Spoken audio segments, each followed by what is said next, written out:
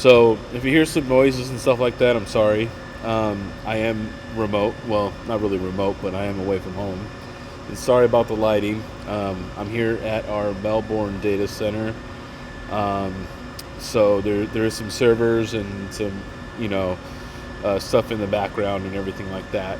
So today we're going to talk about is it worth getting into mining? Whether you're going to be mining at home or are you going to be mining and having it hosted? And what are some of the things that you need to consider before you get into crypto mining, right? And well, the first question that I always try to tell people to ask themselves is can you live with that money if you didn't have it anymore? And that's going to be a really key question because if you bought, I don't know, you bought a Caspa miner, you buy any kind of miner, what happens if it doesn't work out, right? What happens if that money printing machine doesn't do as well as you thought it did, and you lose that money or don't get all of it back, or you don't make any profit? You don't want to put yourself in a bad financial situation. So I always tell people, can you live without it? You know what I mean? That's the first question. The next question is going to be, though, whether you want to mine at home or be hosted. And then you can be like, well, Mining King, how do I answer that question? Because maybe I want to mine at home, or maybe I want to mine, or I want to be hosted. So one thing that's very key in crypto mining, obviously, is the overhead. The main overhead for crypto mining is going to be your power bill, right? So you're going to need to do your own research, and depending upon what coin and what type of mining you want to do, whether you want to be CPU mining, GPU mining, ASIC mining, whatever it is, you need to do the math to see that if it's going to be profitable for you at your electrical rate, right? And a real easy way to do that without even having to go through all the lines in your power bill is to take the total cost of what you paid for that month and it'll show you how many kilowatt hours you had. You take that and divide that number, and then it'll tell you whether you're at 10 cents, 15 cents, 6 cents, whatever it is, right? 40 cents, whatever your power cost is, okay? Then you need to take that number and plug it in into a calculator and see if it's even going to be profitable for you, right? And there's a few things that you need to consider if you are in the boat of, let's say, you want to mine at home, right? I started off as a home miner, and that's how my channel really started. Was I was a GPU miner, and I started off with just one rig, and then I grew it into 130 GPUs, right? And then recently I've sold all the GPUs and I've moved on to ASIC mining. And I still have some GPUs. I still have about 30 GPUs left. I'm not doing anything with them right now, really, but I will be when I get home. I do travel a lot for my company. So some of the questions you have to ask is, number one is the power there cheap enough for you to actually be profitable in mine, right? And the other part to that question is how much power do you have, as well as how much do you plan to expand, right? Like, how far deep do you want to go down this rabbit hole, right? Are you talking a single GPU rig, or you just want a little tiny box miner? Where do you see yourself going, right?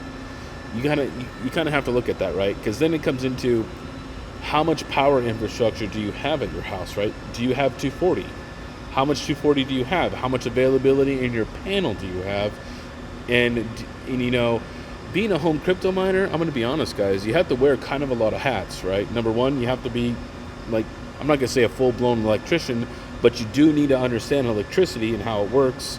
And obviously, because if you're running a bunch of GPU rigs at home and you put them on 120, your kids turn on something and you could just kick the breaker off, right? It happens all the time, so you need to be able to do calculations on your rigs and stuff like that. And after you've considered your power requirements, whether you're going to be running 240, 120, whatever you decide to do, right, and how you're going to run your power, the next thing you're going to have to do is decide what type of cooling you're going to have, okay? Because this does produce heat, and for every 1 watt produces 3 BTUs of heat, okay? That's a 3-to-1 ratio, all right? And that's just a rough number, okay? So just think about that. If you have 2,000 watts on your GPU rigs, that's about 6,000 BTUs that you need to disperse, okay? So, kind of keep that in mind, moving forward. Now, some people, they build sheds. That's a great alternative for people at home. They build a shed, they run a separate panel out to their shed, they put like 60, 90 amps out there, they have a couple 240 volts, circuits out there. That's a great way to do it. Or some people like me, I do it in my garage. It kind of depends if you're in an HOA. I'm going to tell you, if you're in an HOA, you'll be very limited as far as in the way of, flexibility of what you can build and what you can do, right? So that's another challenge, is like, depending upon where you live, you may not be able to build a shed, and you might have to work within a very confined space. And I had to get creative with my garage to be able to make it work. I do very little mining there. I still do some mining, but it's that's another challenge, is cooling, and then you're gonna have noise, right? And I know some people have girlfriends and wives, kids and all that stuff. Okay, it's gonna be noise. If you're doing ASICs, it's gonna get really loud, and depending upon where you have it in the house. And then the other part is gonna be, if you have kids and you are running it in the house, like not in like a garage or some kind of detached structure, okay, you're gonna have to worry about safety, right? And fire hazards and things like that, right? Always make sure. I have a few fire extinguishers. I have about 3 in my house. And you're like, well, why do you have 3? My house isn't that big. It's only like 2,000 square feet, and it's a single level home. So you're like, Mining King, why do you have all these fire extinguishers everywhere? Well, it's in case of a fire, all right? So that at any point in the house, I don't have to run that far away to go get the extinguishers and to go fight the fire, right? And make sure that you have the proper extinguisher for electrical fires. Make sure you have one of those as well. And that's just all you got to do. And then on top of that, okay, now you have to worry about network security, okay? You have to be like a system admin, because you don't want all this crypto mining stuff and having all these core wallets on your essential core network that your home family uses, right?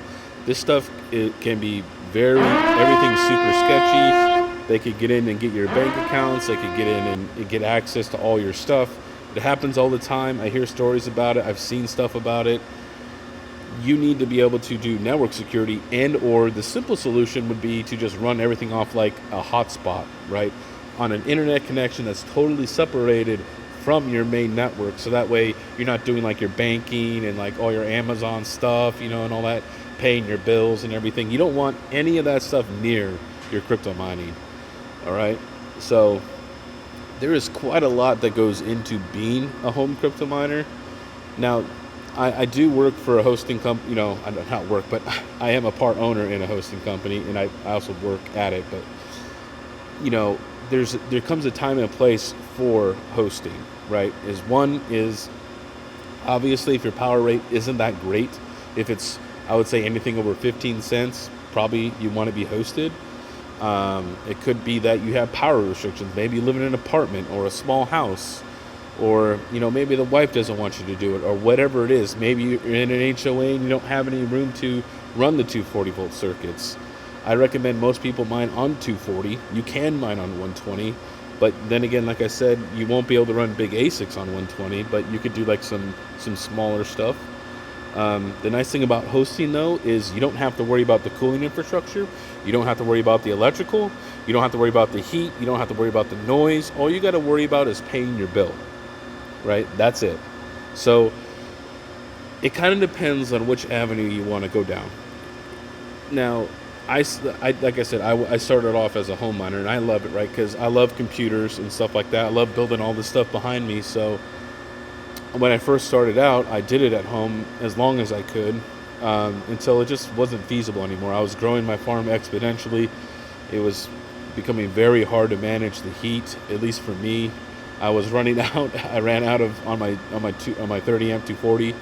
So these are just some of the challenges that you could face as being as a crypto miner. And these are some of the things that you guys got to ask yourselves, is like, what's your goals? How big do you want to grow your farm? What are you trying to mine? All these questions you need to ask yourself, because everybody always asks me, in every YouTuber when they go live is like, what's the best ASIC miner to buy? What's the best GPU to buy? And it's really is super situational, right? Because it's going to depend on your power rate. It's going to be dependent upon what kind of coin you want to mine, what your what you're trying to do. My financial situation is different than yours. You know what I mean? So it's like everybody has different risk tolerances, right? So you kind of need to do your own research and figure out what's going to work best for you, right? You need to figure out what your power rate is and what the best mining situation is for you, right? And if you're at like 14 or 15 cents, you need to find whatever's going to make you the most profitable, and obviously buy that equipment, right? Because you might not be the same guy. Let's say there's another person who's at 6 cents. It doesn't really matter what he buys, because whatever he buys is going to be profitable, right?